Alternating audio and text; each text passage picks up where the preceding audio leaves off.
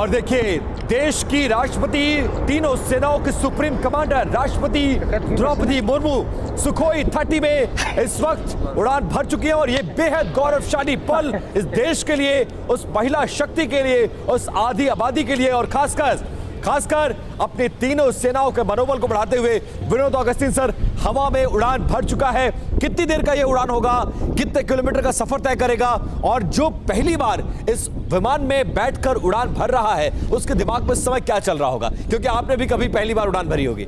बिल्कुल, देखिए अभी हमने देखा था ये लाइनअप किए हैं, उसके बाद जब टेक ऑफ के दौरान आपने देखा होगा जो सुखोई 30 का एयर इनटेक जो है बंद था, वो खुला नहीं था।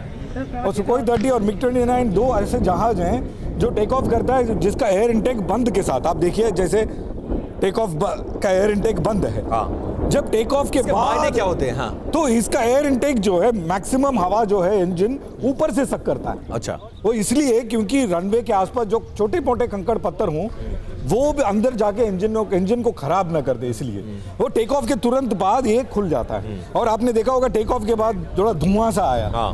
वो आफ्टर बर्नर जो कहते हैं ना, रीहीट या आफ्टर बर्नर, अभी देखते जाइए थोड़ा सा धुआं आएगा, वो बंद हो जाएगा। वो आफ्टर बर्नर जब पायलट बंद कर देता है और हवाई जहाज को थोड़ा सा नियंत्रण या उसका जो नाक जो है वो थोड़ा सा नीचे करके अभी लेफ्ट टर्न कर गया होगा। ये लेफ्ट टर्न क्यों कहाँ जाता है?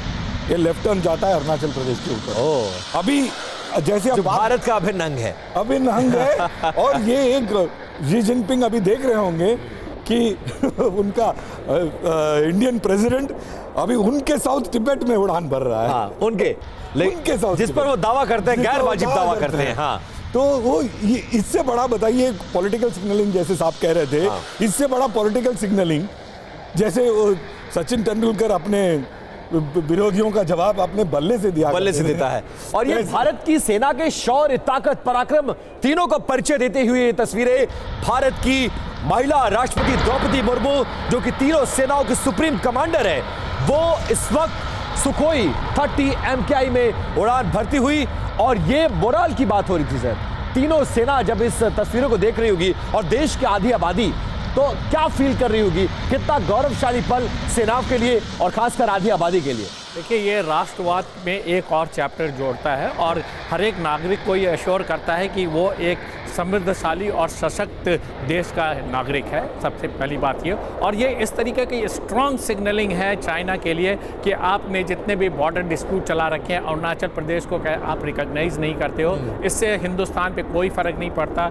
इंडिया के दृढ़ निश्चय है, रेजोल्यूट डिटर्मिनेशन है, और इसके तहत ये उड़ान भरी जा रही है। ये सिग्नलिंग सिर्फ चाइना पे मत देखें, इसको अगर आप एक्सटेंड करते हैं तो हमारी प्रेजेंट इंडो पैसिफिक रीजन को भी दिखाते हैं। और इसकी जो मारक क्षमता अगर आप देखेंगे तो जहां ताइवान का इशू इंडो पैसिफिक रीजन को जो थ्रेटन कर रहा है और चाइना वहां पे टाइम टू टाइम एक्सर्ट करता है, ये एक स्ट्रेंथ देता है हिंदुस्तान को और क्वाड कंट्रीज को और इंडो पैसिफिक रीजन को कि ये हिंदुस्तान भी इसमें एक अहम प्लेयर है और इसकी सुरक्षा हिंदुस्तान हालांकि देखिए सारा का एक बहुत ही स्ट्रांग। मैं एक और पहलू पर बात करना चाहता हूं सोई सर कि इससे पहले भी फाइटर जेट्स पर सेनाओं के जो कमांडर होते हैं वो उस पर उड़ान भरते हैं, लेकिन प्रेसिडेंट्स को इसमें इंक्लूड करना, जैसे राष्ट्रपति APJ अब्दुल कलाम से लेकर प्रतिमा देवी सिंह पाटिल, फिर हमने रामनाथ कोविंद को देखा, ये जो इसकी शुरुआत हुई, इसके पीछे क्या मकसद था कि प्रेसिडेंट भी